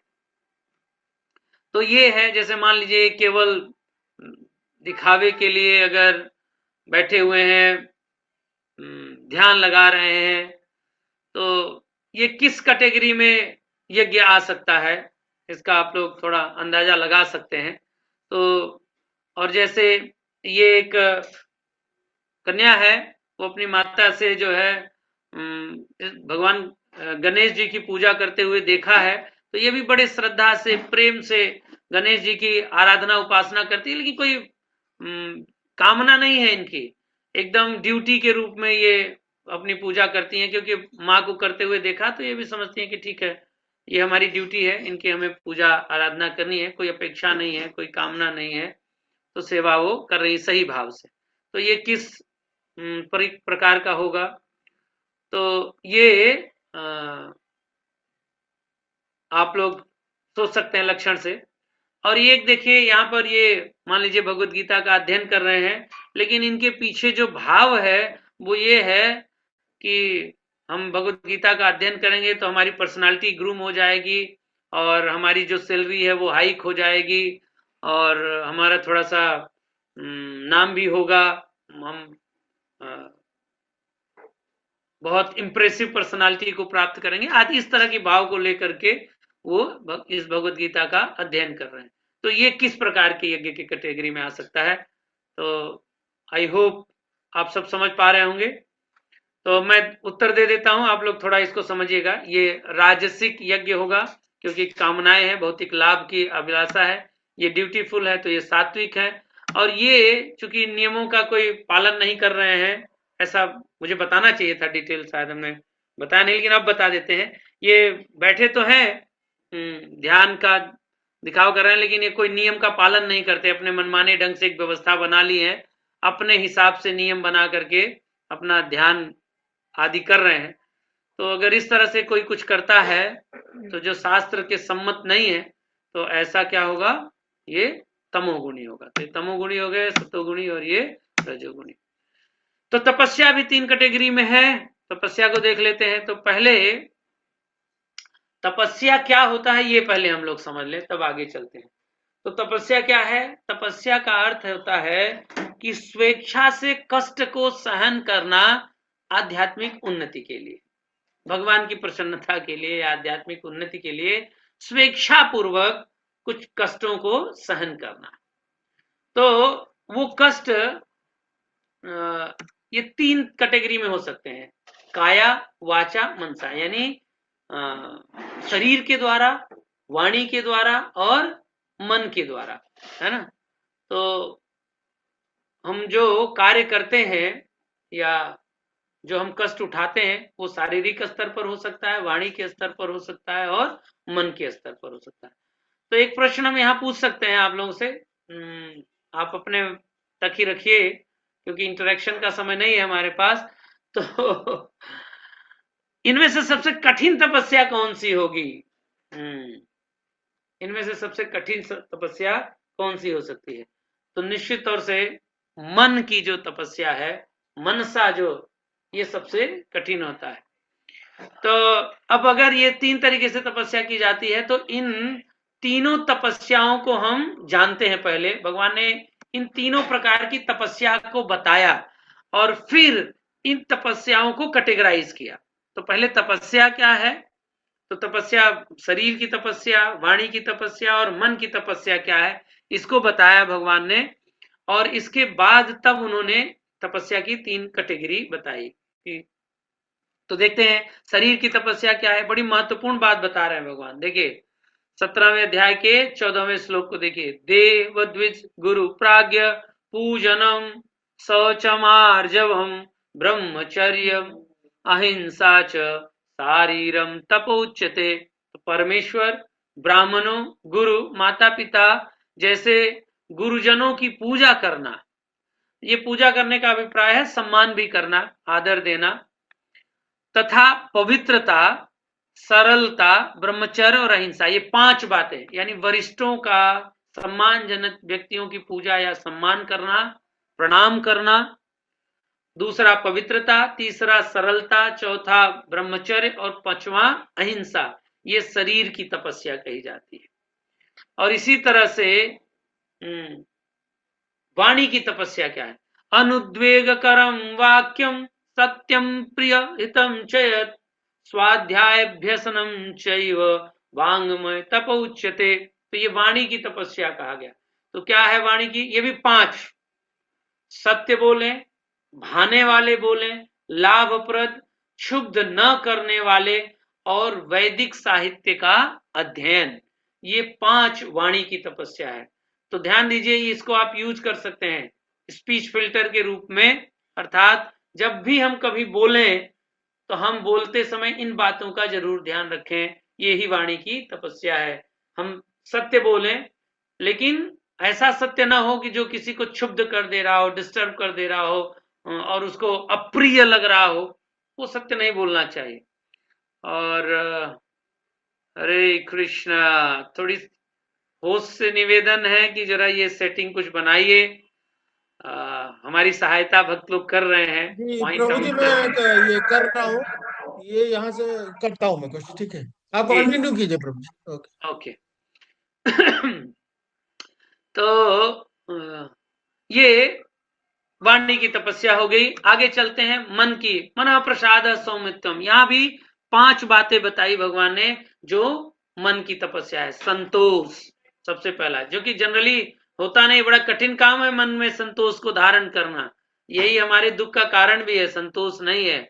हम लोग ये दिल मांगे मोर डायलॉग मारते हैं ना, बिल्कुल लगे रहते हैं। तो संतोष और गंभीरता, आत्म संयम, निष्कपट और शुद्धिकरण, ये 5 मन की तपस्या है। तो ये तीनों प्रकार की जब तपस्याओं को बता लिया, शरीर का, वाणी का और मन का, तो फिर भगवान देखिए उसको कैटेगराइज करते हैं। तो जो तपस्या सतोगुणी तपस्या कब कहलाएगी, कि जो तपस्या दिव्य श्रद्धा के साथ, जो प्रेरणा, जो जिसकी प्रेरणा स्रोत हमारी दिव्य श्रद्धा होती है, वो उस श्रद्धा के कारण परमेश्वर की प्राप्ति न कि भौतिक इच्छा उद्देश्य के साथ और स्वाभाविक रूप से की जाती है, वो सतोगुणी तपस्या कहलाती है। तो सतोगुणी तपस्या वो है जिस तपस्या का उद्देश्य भगवत प्राप्ति है, भगवान को प्रसन्न करना है, और श्रद्धा के साथ, प्रेम के साथ, जैसे भक्त लोग एकादशी व्रत का पालन करते हैं, जन्माष्टमी, और ये ऐसी तपस्याएं, भगवान के नाम का जप करना, प्रातः काल जल्दी उठना, स्नान करना, ये सब तपस्याएं क्यों करते हैं, ये भगवान की प्रसन्नता के लिए। तो ये सतोगुणी तपस्या है। रजोगुणी तपस्या क्या है, जिसका प्रेरणा स्रोत दंभ होता है और उद्देश्य सम्मान, सत्कार, पूजा को प्राप्त करना होता है। ऐसी तपस्या रजोगुणी तपस्या कहलाती है। और जो कि ऐसी तपस्या का स्वभाव क्या होता है कि वो स्थायी नहीं होती, वो क्या होती है, कभी कभी तो चलेगी, कुछ दिन तक चलेगी और फिर उसके बाद रुक जाती है। तो ये रजोगुणी है। लेकिन जो तमोगुणी तपस्या है वो कैसी होती है, वो मूर्खतावश होती है, दूसरे को हानि पहुंचाने का उद्देश्य होता है, और उसका स्वभाव अपने आप को अपने शरीर को उत्पीड़ित करना है, अपने आत्म उत्पीड़न के लिए। उसमें अपने आप को पीड़ा या कष्ट पहुंचाया जाता है, लेकिन उसका उद्देश्य अन्यों को हानि पहुंचाना होता है, और प्रेरणा मूर्खता है, मूर्खता बस वो ऐसा कार्य करता है। तो इस प्रकार से तो भगवत गीता हमें क्या सिखाती है कि हमें भगवत गीता हमें केवल यह नहीं सिखाती कि क्या करना चाहिए और क्या नहीं करना चाहिए, बल्कि यह भी सिखाती है कि जो कुछ भी करना चाहिए वो किस मनोभाव से, किस मानसिकता के साथ करनी चाहिए। तो इस प्रकार ये जो भगवत गीता है, या भगवान हमें क्या सिखा रहे हैं भगवत गीता में, सही कार्य को, सही कला, सही कार्य करने की सही कला, ये भगवत गीता हमें सिखाती है। तो सही कार्य को सही तरीके से करना, ये भगवत गीता हमें सिखाती है। इसके बाद यज्ञ, तपस्या, और देखिए भोजन, यज्ञ, तपस्या और दान की बात। तो दान भी 3 कैटेगरी का होता है। दान भी 3 कैटेगरी में दिया जाता है। तो थोड़ा देखते हैं।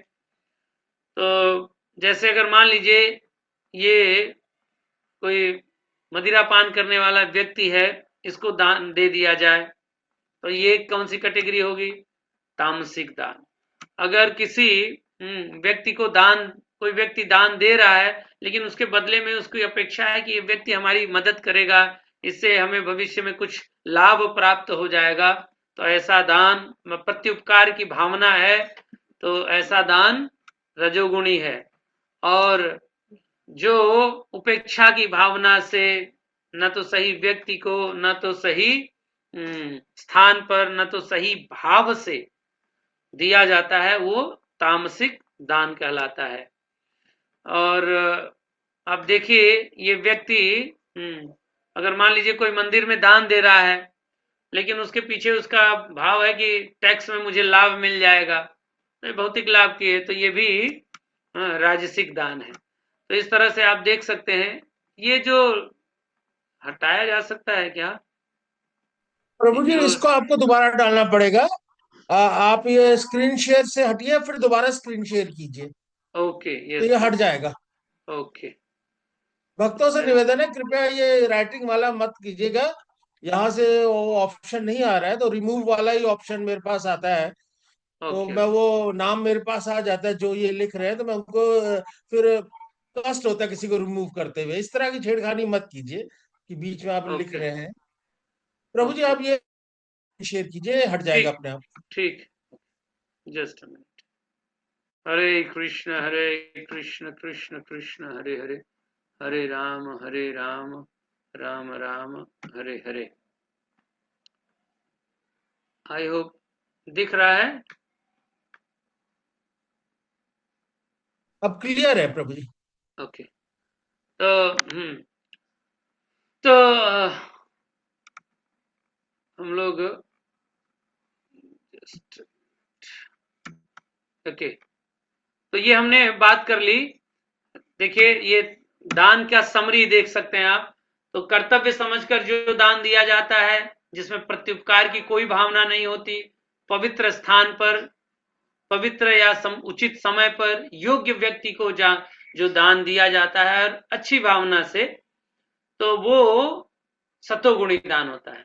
लेकिन कर्म फल की इच्छा से, और उसमें बदले में कुछ रिटर्न मिलेगा, ये भावना भी रहती है, प्रत्युपकार की भावना रहती है, और अनिच्छा पूर्वक, इच्छा नहीं होती, लेकिन चूंकि चलो बदले में कुछ मिलेगा, कुछ लाभ मिल जाएगा, इसलिए दे देता है, तो वो ऐसा दान रजोगुणी होता है।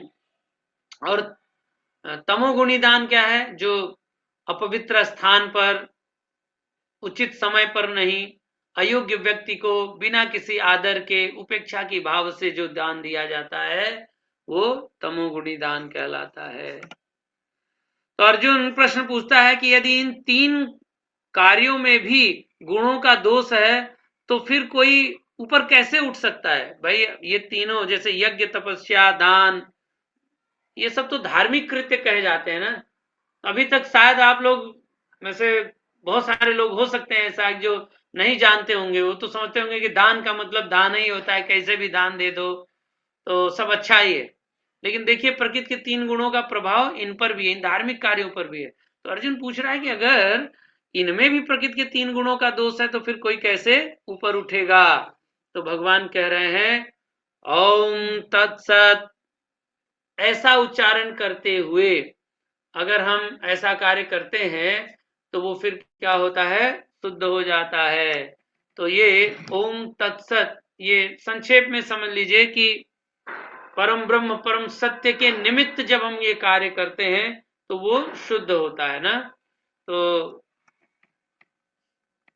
जो भी करें, ऐसे भी पहले भी हम लोग ये सुन चुके हैं, यत करोसि यद स्नासि यद जुहोसि ददासि यद तपस्यसि कौन्तेय तत्कुरुष्व मदर्पणम। जब हम ऐसा करेंगे तब जाकर के वो शुद्ध रहेगा, ठीक होगा। तो ओम तत्सत वास्तव में ये परम सत्य भगवान विष्णु को ही संबोधित करते हैं। तो इस प्रकार से अर्जुन फिर आगे प्रश्न पूछते हैं कि असत और उसका परिणाम क्या होता है। अगर मान लीजिए कोई ऐसा नहीं कर पाता है तो उसका क्या परिणाम होता है। तो वो भगवान बताते हैं 28वें श्लोक में, अश्रद्धया हुतम दत्तम तपस्तप्तम कृतम च यत् असद इति उच्यते पार्थ न च तत्प्रेत्य नो इह। तो असत श्रद्धा के बिना यज्ञ दान या तप के रूप में जो भी किया जाता है वो इस जन्म में भी और अगले जन्म में भी, दोनों में ही क्या होता है, व्यर्थ होता है। तो इसलिए तो आप सब देख सकते हैं कि ये तीनों गुणों का प्रभाव कितना तगड़ा है, हर जगह व्याप्त है ना। तो हमें थोड़ा बचना होगा, इनसे ऊपर उठना होगा।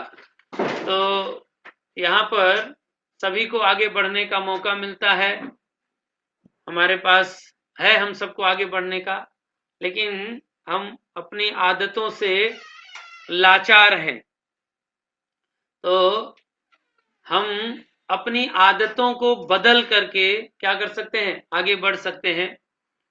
हम वैसे बन सकते हैं जैसा हम आहार लेते हैं, और हमें वाणी में ये ध्वनि फिल्टर का प्रयोग करना चाहिए, यानी जो 5 बातें बताई गई हैं और भगवान का नाम, जैसे आपने कहा ओम तत्सत ना, कहा ना भगवान ने, तो इसका नाम करते हुए, ये कहते हुए अगर हम यज्ञ दान तप आदि करते हैं तो सब लाभकारी होता है। तो अर्थात भगवान का नाम लेते हुए, ओम तत्सत और हरे कृष्ण महामंत्र में अंतर नहीं है, तो हम हरे कृष्ण महामंत्र का नाम लेते हुए अपने कार्यों को करते हैं तो वो फिर हमें आगे बढ़ने में सहायता करेंगे। तो इस प्रकार हमने देखा इस अध्याय में कि 3 गुणों से प्रभावित श्रद्धा, दूसरे श्लोक से लेकर 7वें श्लोक तक। पहले श्लोक में अर्जुन ने प्रश्न किया अशास्त्रीय श्रद्धा का क्या, और फिर 8 से लेकर 13 में 3 गुणों में भोजन और यज्ञ, 14 से 16 3 प्रकार की तपस्या, और 17 से लेकर 22 3 गुणों में तपस्या और दान, और 23 से 28 ओम तत्सत, इसकी बात भगवान ने बताई है। तो अब हम आगे बढ़ेंगे, और जो इस भगवत गीता का आखिरी अध्याय है, और ये वास्तव में पूरे भगवत गीता को अब भगवान यहाँ पर क्या करेंगे, उपसंहार के रूप में बताते हैं, यानी अब कंक्लूजन देने जा रहे हैं। तो आप देख सकते हैं कि ये जो यज्ञ दान और तप है ये सब प्रकृति के 3 गुणों के अधीन है। तो अर्जुन ये सोचता है कि जो आप सबको याद भी होगा कि युद्ध के प्रारंभ में अर्जुन दान या त्याग करने के उसमें रहता है कि मैं सब कुछ छोड़ दूंगा, मैं युद्ध नहीं करूंगा, मैं सब इन्हीं को दे देता हूं, मैं त्याग कर देता हूं।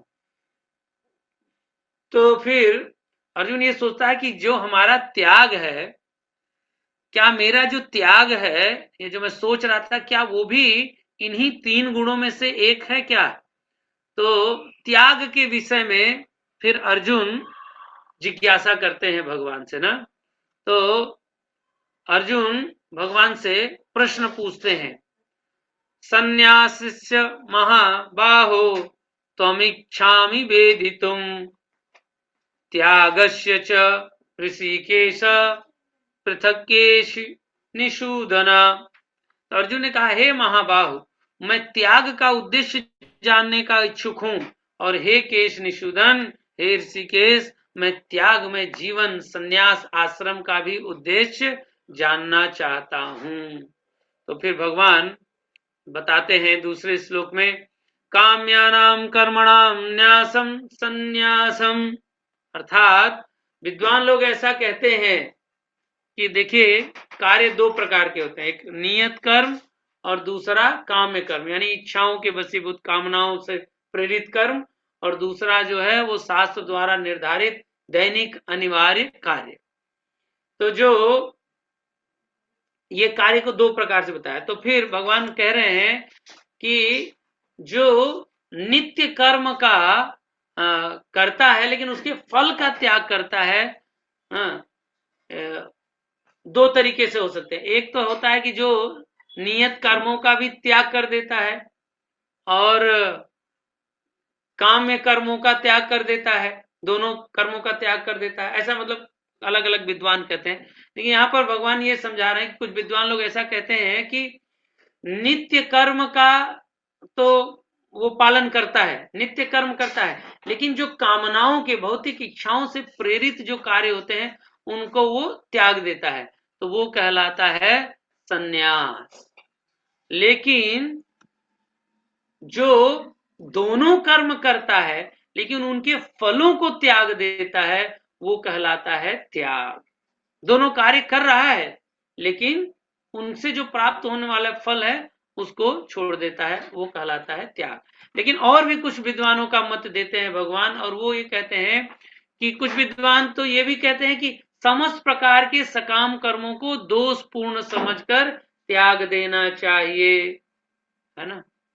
और कुछ कहते हैं कि नहीं नहीं, यज्ञ दान तथा तपस्या के कर्मों को कभी नहीं त्यागना चाहिए। तब अर्जुन कहता है कि आप क्या कहते हैं, आपका क्या कहना है इस संदर्भ में।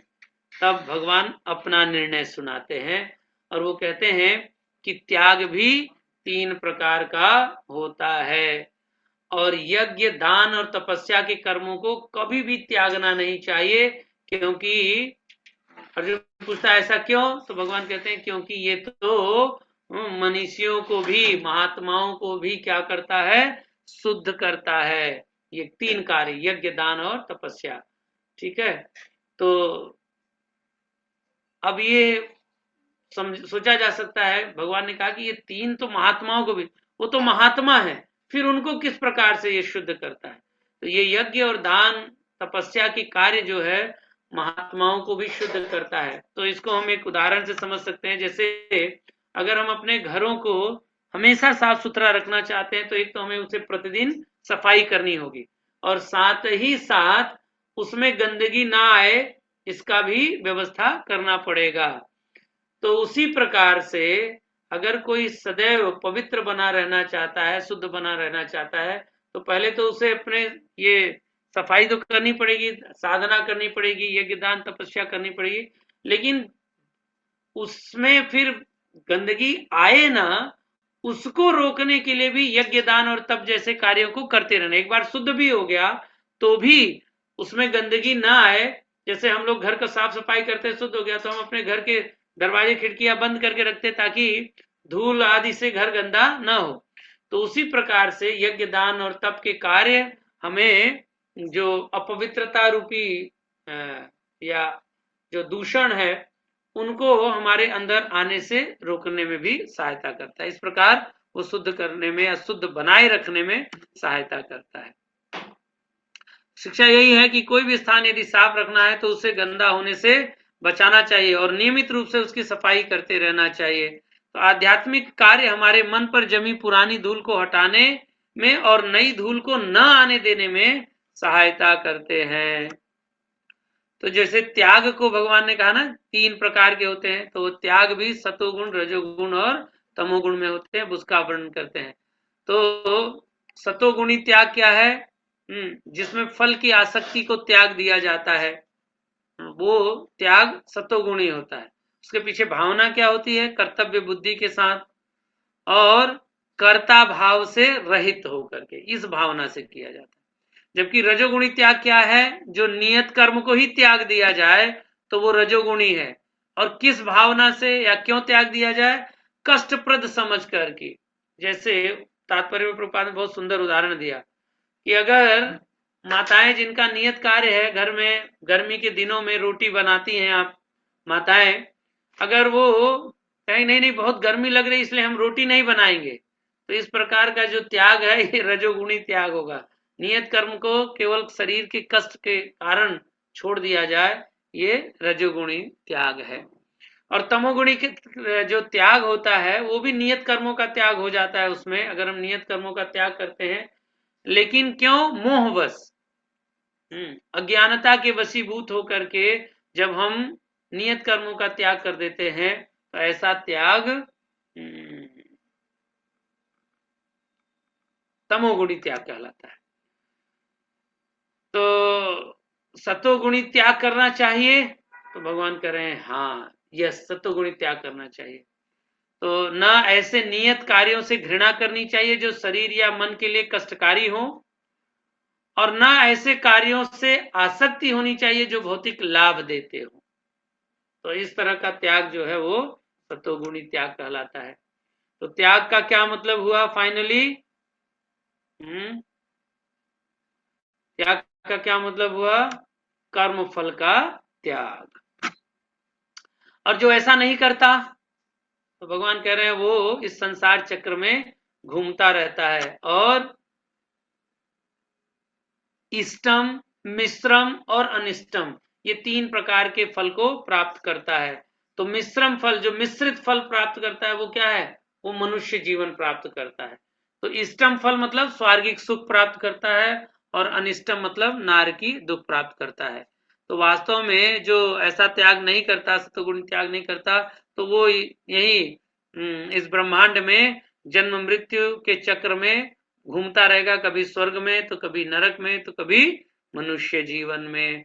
तो तीनों प्रकार के फल वो प्राप्त करेगा। तो इस प्रकार आप देख सकते हैं। वैसे एक चीज समझिए कि ये 18वां अध्याय सारांश है, तो एक तरह से रिवीजन है तीनों, कर्मयोग, भक्ति योग और ज्ञान योग का।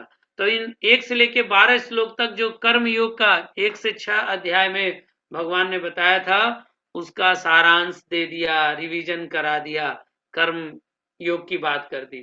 तो कर्म योग में हमने यही तो देखा था ना, कर्म करता है लेकिन फल का त्याग करता है भगवान के लिए ना, अनासक्त भाव से, निष्काम कर्म योग। अब अर्जुन आगे प्रश्न करते हैं कि मैं करता हूं, इस सोच का त्याग कैसे करें? कहते हैं कि देखो, चाहे वो कोई भी सही या गलत कार्य हो, वो इन तीनों के द्वारा होता है, वाणी के द्वारा, मन के द्वारा और शरीर के द्वारा। और वास्तव में अब इस प्रश्न का उत्तर मैं करता भाव हूं, भगवान ने यहां पर थोड़ा डिफरेंट एंगल से दे रहे हैं।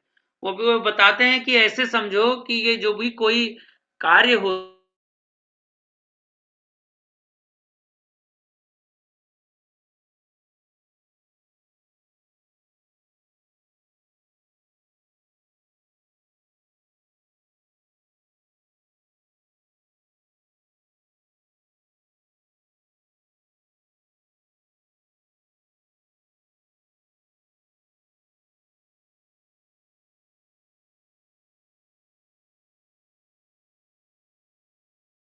है कि केवल यह मत सोचो कि क्या मैं सुखी हूं, स्वयं से पूछो मेरे सुख का स्तर क्या है, जिसे मैं सुख समझता हूं, क्या वह वास्तविकता में सब सुख, वास्तविकता में सब कुछ है, या उससे और बेहतर और उच्चतर सुख भी है? तो ये हमें सोचना चाहिए वास्तव में। तो अब अर्जुन प्रश्न पूछ रहा है, कौन है जो तीन गुणों से प्रभावित नहीं।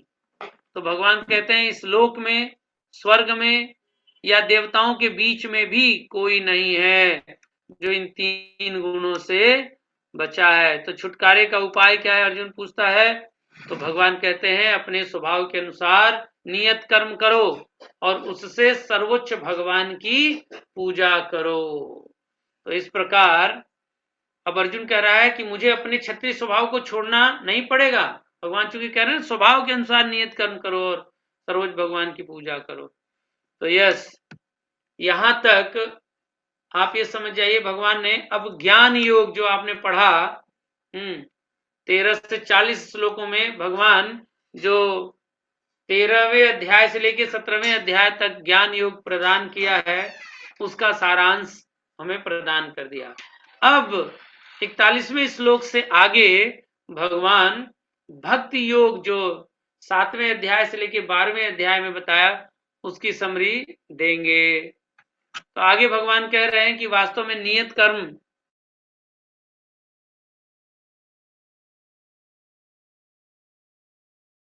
ये जैसे पहले भी भगवान बता चुके हैं कि जो ये वर्णाश्रम है ये किसके आधार पर है, गुण और स्वभाव के अनुसार है। तो वही बात फिर से यहाँ पर भगवान रिवाइज करा रहे हैं कि हे परंतप ब्राह्मणों, क्षत्रियों, वैश्यों तथा शूद्रों में प्रकृति के गुणों के अनुसार उनके स्वभाव द्वारा उत्पन्न गुणों के द्वारा भेद किया जाता है।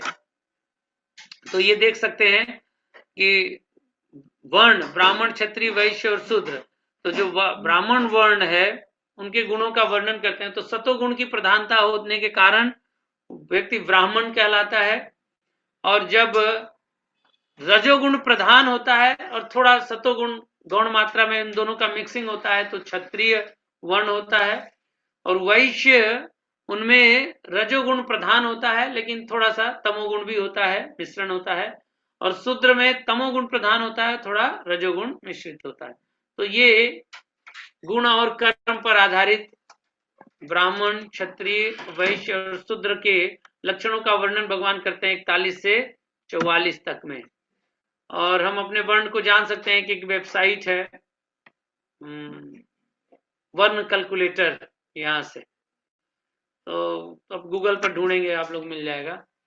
आगे भगवान कहते हैं कि अपने अपने कर्म के गुणों का पालन करते हुए व्यक्ति सिद्ध हो सकता है। अपने अपने कर्म के गुणों का पालन करते हुए व्यक्ति सिद्ध हो सकता है। तो अर्जुन पूछता है कैसे? परमेश्वर सभी के स्रोत हैं और सर्वव्यापी हैं। इसका तात्पर्य अपने कर्म और उनके फल द्वारा उनकी आराधना करके। तो अर्जुन कहता है कि चूंकि ब्राह्मण सत्वगुण में है, ब्राह्मण सत्वगुण में है तो वैसा बनना बेहतर नहीं है। तो भगवान कहते हैं कि देखो स्वभाव के अनुसार नियत कर्म करना, चाहे उसमें त्रुटि क्यों न हो, किसी अन्य के कार्य को करने से बेहतर है। तो अर्जुन कह रहा मैं समझा नहीं भाई। अगर भगवान ने ये कहा कि ठीक है ब्राह्मण सतोगुणी होता है, उसमें सतोगुण प्रधानता है, तो हमने सुना कि सतोगुण श्रेष्ठ है तो सतोगुणी बने वो ज्यादा अच्छा है आध्यात्मिक उन्नति के लिए। तो भगवान कह रहे नहीं नहीं ऐसा नहीं है, तुम अपने नियत स्वभाव के अनुसार कार्य करो, उसमें अगर थोड़ी त्रुटियां भी हैं तो चलेगा। दूसरे के कार्य को करने से, दूसरे के स्वभाव के अनुसार कार्य करने से अच्छा है अपने गुण स्वभाव के अनुसार अपने कार्यों को करो। तो अर्जुन कह रहा है मैं समझा नहीं। तो भगवान यहाँ कह रहे हैं कि भाई देखो प्रत्येक प्रयास दोष से ढका होता है। जैसे अग्नि धुएं से, जहां अग्नि होती है वहां धुआं कम या ज्यादा हो सकता है लेकिन धुआं होता ही है। जहां अग्नि होती है वहां धुआं होगा ही होगा, कम या ज्यादा। तो चाहे वो किसी गुण में हो, हाँ, चाहे वो ब्राह्मण हो, क्षत्रिय हो, वैश्य, शूद्र हो, हैं तो सभी प्रकृति के अधीन में ही ना, और सभी में त्रुटियां होंगी होंगी, दोष तो है ही है ये। तो इसलिए हमें क्या करना चाहिए? अपने नियत कर्म को करना चाहिए। तो देखिए वो चाहे कर्म अच्छा है या उसमें दोष है, लेकिन अगर उसको हम भगवान को अर्पित करते हुए करते हैं तो फिर क्या होता है? भगवान जो उसमें दोष होता है उसको हटा देते हैं और क्या स्वीकार करते हैं? केवल अच्छाई को। और रिवर्ट क्या करते हैं? बुद्धि प्रदान करते हैं, आध्यात्मिक ज्ञान देते हैं, जिससे कि फिर वो दोष उसके धीरे धीरे कम होते जाएं, अच्छाइयां उसकी बढ़ती जाएं, और इस तरह से वो फिर क्या होगा? शुद्ध होता जाता है। तो ये प्रक्रिया है। तो अपने नियत कर्म को के द्वारा हमें भगवान की आराधना करनी है, तो उससे हम धीरे धीरे शुद्ध होते जाएंगे। भगवान कहते हैं असक्त बुद्धि सर्वत्र जितात्मा, है ना, यानी निष्काम कर्म योग। हम अगर जब देखिए, जब निष्काम कर्म योग का पालन करते हैं तो हम ब्रह्म के स्तर पर आते हैं, है ना, ब्रह्म प्राप्ति होती है। और ब्रह्म स्तर पर जब हम शुद्ध भक्ति करते हैं, क्योंकि तब हम किसको प्राप्त कर सकते हैं? कृष्ण को प्राप्त कर सकते हैं। वास्तव में देखेंगे, भगवान बताते हैं कि जब तक हम ब्रह्म स्तर पर नहीं आते तब तक हमारी शुद्ध भक्ति का प्रारंभ नहीं होता, और जब तक हम शुद्ध भक्ति नहीं करते तब तक हम कृष्ण को प्राप्त नहीं कर सकते। तो अगर भगवान को प्राप्त करना है तो कैसे प्राप्त किया जा सकता है, ये भी भगवान अब यहाँ भक्ति योग को और प्रगाढ़ कर रहे हैं। देखिए, स्पष्ट बोल रहे हैं, भक्त्या माम अभिजानाति यावान च अस्मि तत्वतः ततो माम तत्वतो ज्ञात्वा विशते तद अनंतरम। तो यहाँ पर भगवान कहते हैं, और इससे पहले ब्रह्म की बात कही थी, तो ब्रह्मभूत प्रसन्नात्मा न सोचति न कांक्षति समः सर्वेषु भूतेषु मद भक्तिम लभते परा। तो जब ब्रह्म के स्तर पर आता है, नियत कार्यों को भगवान को अर्पित करते करते जब वो ब्रह्म भूत होता है, ब्रह्म के स्तर पर आता है, तब भक्ति करके वो कृष्ण को प्राप्त करता है। तो कर्म से जो भगवान उसको ज्ञान प्रदान करते हैं, कर्म फल को त्याग करता है, भगवान को अर्पित करता है, तो कर्म फल के त्याग से या निष्काम कर्म योग से उसको ज्ञान की प्राप्ति होती है, और फिर वो ब्रह्मभूत के स्तर पर आता है, और फिर भक्ति को स्वीकार करके और भगवान की प्राप्ति करता है। तो ये कर्म सीक्वेंस रहता है, और भक्ति से ही भगवान को जाना जा सकता है, पाया जा सकता है, और भगवत धाम में जा सकता है वो, और कोई दूसरा उपाय नहीं है। ये बहुत महत्वपूर्ण बात है, इस सार को हमें समझना है। तो अब अर्जुन प्रश्न करता है कि अच्छा, भक्तिमय कर्म को थोड़ा फिर से बताएं। हालांकि 6 से 12 अध्याय में भगवान ने बहुत डिटेल बता दिया, लेकिन फिर से भगवान यहाँ फिर उसको रिवाइज कराते हैं। कैसे करना है? 56 से 57 श्लोक में, 58 से 60 में करने से क्या लाभ है, न करने से क्या हानि है, और 61-62 में बताते हैं कि भगवान परमात्मा के रूप में मार्गदर्शन करते हैं, परमात्मा द्वारा मार्गदर्शन होता है। तो 63वें श्लोक में भगवान कहते हैं कि इस तरह तुम अब मनन करो, मैंने तुम्हें बता दिया, अब जो यथेच्छसी तथा कुरु, अब तुम्हारी जो इच्छा हो वो करो। तो फिर अर्जुन सोचने लगता है, अब क्या करें, अब इतना बड़ा ज्ञान दे दिया भगवान ने, अब अर्जुन थोड़ा निर्णय लेने में समय लगा रहा है। तो भगवान कहते हैं, अच्छे घबराओ नहीं अर्जुन, हम तो तुम्हारी मदद करता हूं, मैं तुम्हें फिर से उसी गुह्य ज्ञान को बताता हूं, और उसको ध्यान से सुनो। क्यों? क्योंकि तुम मेरे मित्र हो, इसलिए सुनो। तो भगवान अपने भक्तों की, मित्रों की बहुत सहायता करते हैं, और वो बताते हैं कि क्या करो। ये बहुत प्रसिद्ध श्लोक जो पहले भी कहा, मन मना भव मद भक्तो मध्याजी माम नमस्कुरु, उसी को कहते हैं, लेकिन एक लाइन सेम है, दूसरी लाइन में थोड़ा अंतर है ना। मामी वैश्य संशय, क्योंकि तुम मेरे मित्र हो और सखा हो, इसलिए तुम मुझे प्राप्त करोगे। यहाँ पर भगवान कहते हैं, मन मना भव मद भक्तो मध्याजी माम नमस्कुरु मामे वैश्य सत्यम ते प्रति जाने प्रियोसी में।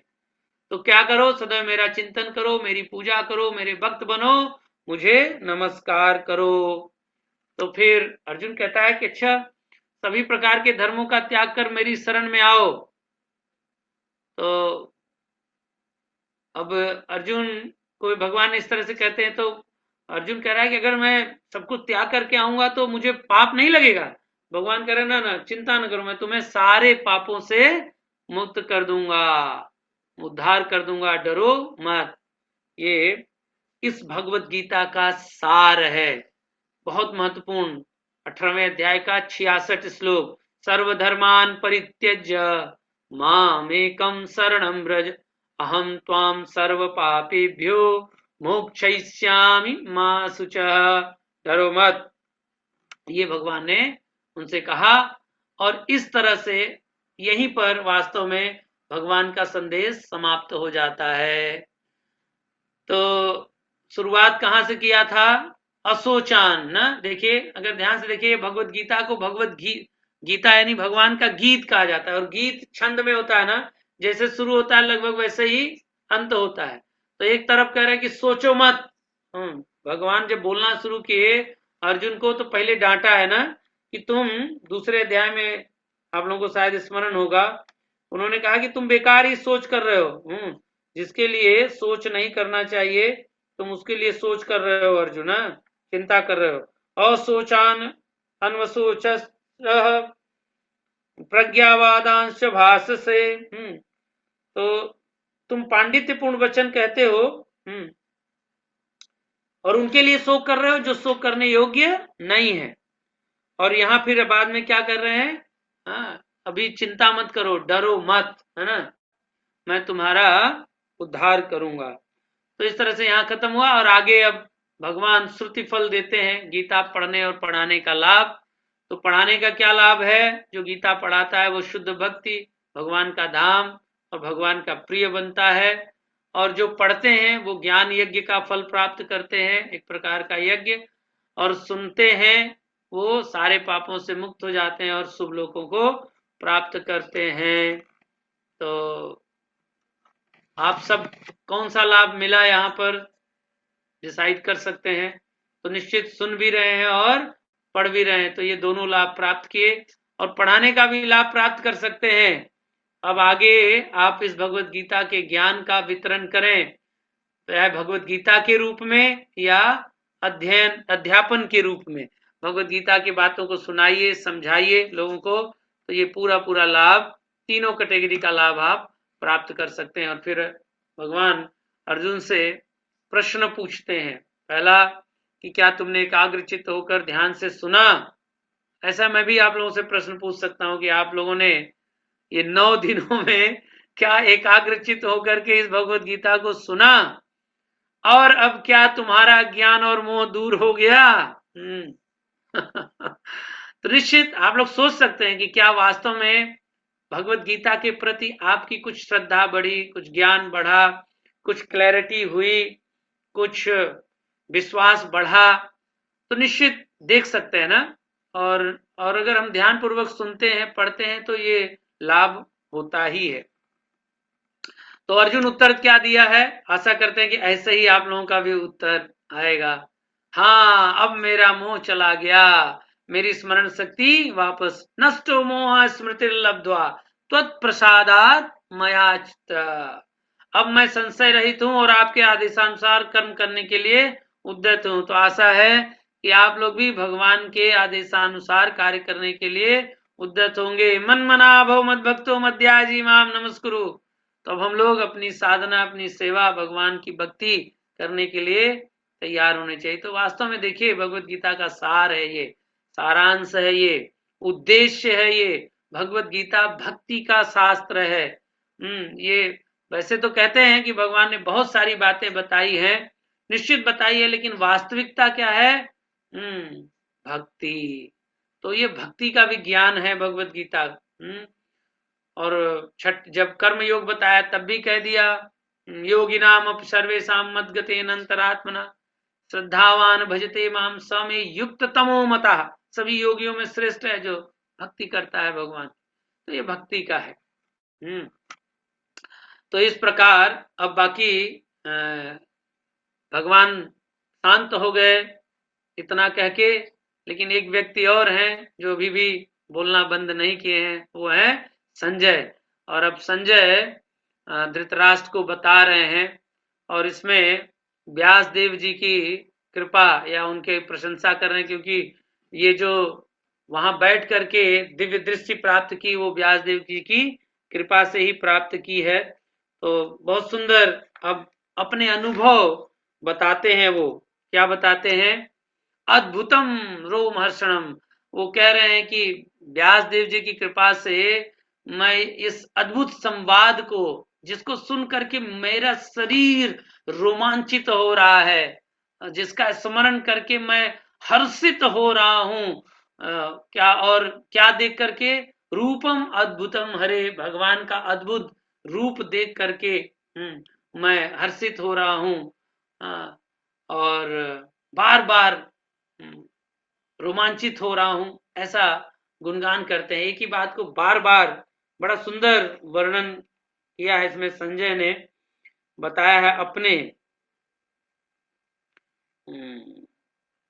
हृष्यामि च मुहुर्मुहुर, है ना, तो प्रतिक्षण आह्लाद से गदगद हो उठता हूं मैं, और भगवान के अद्भुत रूप को देख करके मैं हर्षित हो रहा हूं।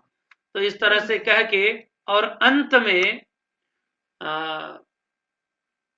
धृतराष्ट्र के संदेह को फाइनली ध्वस्त करते हैं संजय, उनको स्पष्ट बता देते हैं अपने अनुभव। वो कहते हैं कि अर्जुन, धृतराष्ट्र ने संजय से प्रारंभ में भगवत गीता का शुभारंभ भी कहां से होता है? इसी आशा से या जिज्ञासा से कि मामका पांडवाश्चैव किम कुर्वत संजय, क्या किया? धर्म क्षेत्रे कुरुक्षेत्रे समवेता युयोत्सव। अब अर्जुन संजय धृतराष्ट्र को बता रहे हैं कि देखो भाई, सारा कुछ तो उन्हीं के साथ होना है, सारी नीतियां, ध्रुव, क्या कहते हैं, विजय, श्री, सब उन्हीं के साथ हैं जिनके साथ भगवान श्री कृष्ण हैं। तो बहुत सुंदर श्लोक यहाँ पर संजय कह रहे हैं धृतराष्ट्र से, यत्र योगेश्वरः कृष्णो यत्र पार्थो धनुर्धर तत्र श्री विजयो भूते ध्रुवा नीतिर्मतिर्मम।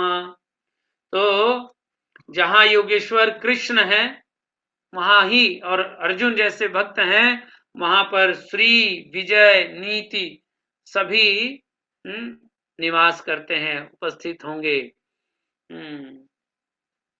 तो विजय पांडु पुत्राणाम येषाम पक्षे जनार्दन, जिस पक्ष में स्वयं भगवान हो तो वहां पर विजय निश्चित है। तो इस अध्याय से हमें क्या शिक्षाएं मिलती हैं? उद्देश्य अच्छी तरह से जाने, स्वयं को पहचाने। भगवान हमें मजबूर नहीं करते कि जैसे इतना बताने के बाद अर्जुन से नहीं कहा कि नहीं अब तुम्हें यही करना है, उन्होंने कहा अब जैसी तुम्हारी इच्छा हो वैसे ही करो, सीखने के लिए सिखाओ और कृतज्ञता से आनंद। सार देखते हैं त्याग 3 गुणों में। पहले श्लोक में त्याग और संन्यास के विषय में जिज्ञासा करते हैं अर्जुन, और भगवान दूसरे से 12वें श्लोक में त्याग के को 3 गुणों के अधीन बताते हैं, कर्म के 5 कारक बताते हैं, सब कुछ 3 गुणों में। 19 से 40 अपने स्वभाव के अनुसार कार्य करो, 41 से 48 निष्काम कर्म योग से शुद्ध भक्ति, 49 से 66, 67 से 78 तक में गीता का महात्मा। तो इस प्रकार आज हम लोग कंप्लीट किए भगवत गीता के 18 अध्याय। हरे कृष्ण कृष्ण कृष्ण हरे हरे, हरे राम राम राम हरे हरे। धन्यवाद। अगर अब आप जिज्ञासा कर सकते हैं, अगर किसी का कोई प्रश्न है, टीका टिप्पणी है तो आप कर सकते हैं। हरे कृष्ण।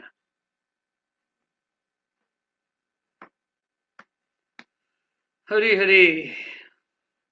क्षमा करें, थोड़ा समय ज्यादा ही लग गया।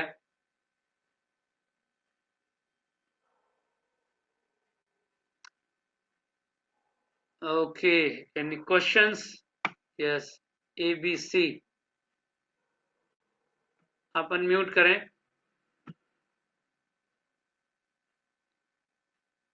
यस माता जी बोलिए। हरे कृष्णा प्रभु जी। बहुत बहुत धन्यवाद, और सेशन बहुत ही अच्छा था। एक्चुअली मैं भगवत गीता का लेक्चर्स पहले भी सुनती आई हूँ, बट मतलब ऑन एंड ऑफ, यानी टुकड़ों में। तो बट जिस तरह से ये एक कंटिन्यूअस फ्लो में जो था, इससे बहुत सहायता मिली कि एक के बाद एक जो लिंक है, मतलब जैसे भगवान ने समझाया और आपने और भी अच्छे से भी हाँ, हमें भैया के पास है, भैया हमारी के पास जाओ, मेरे पास नहीं है। हमारी बुद्धि के हिसाब से, जैसे मेरे अपनी बात करती हूँ उस हिसाब से आपने समझाया कि बहुत एक सिस्टमेटिक और ऑर्गेनाइज्ड वे में। तो बस धन्यवाद करना चाहूंगी, और एक छोटी सी रिक्वेस्ट है प्रभु जी, कि जो ये प्रेजेंटेशन आपने, मैंने पहले भी एक्चुअली ये रिक्वेस्ट करी थी कि जो प्रेजेंटेशन आपने प्रेजेंट किया, यानी जो इसमें लिंक है ना, और जो पॉइंट वाइज जो एक्सप्लेनेशन है, स्पेशली विद द पिक्चर्स, तो उससे समझने में आसानी होती है। अगर वो पीपीटी मिल सकेगा तो आपका बहुत बहुत आभार होगा। ओके, निश्चित माता जी, अभी हम लोग इकट्ठा करते हैं ये तीनों अ, जो खंड हैं, जी ध्यान अभी चलिए। हाँ, तो इसको इकट्ठा करके ये पूरा ही आप ग्रुप में शेयर करेंगे, इसको निश्चित करेंगे। मैसेज भी आया था, शायद आपका ही मैसेज आया हो। जी, मैंने किया था मैसेज। अब जी जी जी, किस प्रभु जी निश्चित को करेंगे मैं। माता जी, बिल्कुल आप सबको मिलेगा, इसका पीडीएफ फॉर्म करके बना के भेज देंगे, ठीक, मिलेगा।